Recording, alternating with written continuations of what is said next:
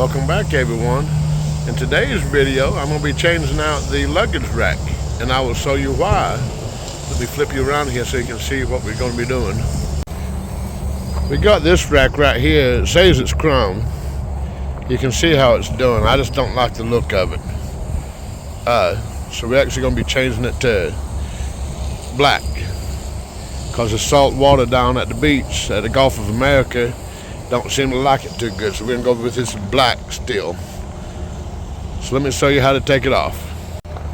So you open the back of your hats and you see all these screws around here. You got to take all of those out.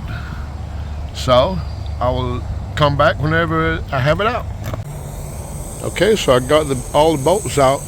Be careful right there. You see that right there? You want to unhook that so you can get easier access to it. This is real simple. But yeah, make sure that you don't pull that apart, so unhook it. Okay, so we got it unhooked. You see those 4 screws right there? That's what holds the luggage rack on. So I'm going to take those off and take the old off, and I'll check back in a minute. Okay, so we got that off. Looks a lot different without it on there. So let's put the new one on, and I'll check back in. Okay, there's the finished product.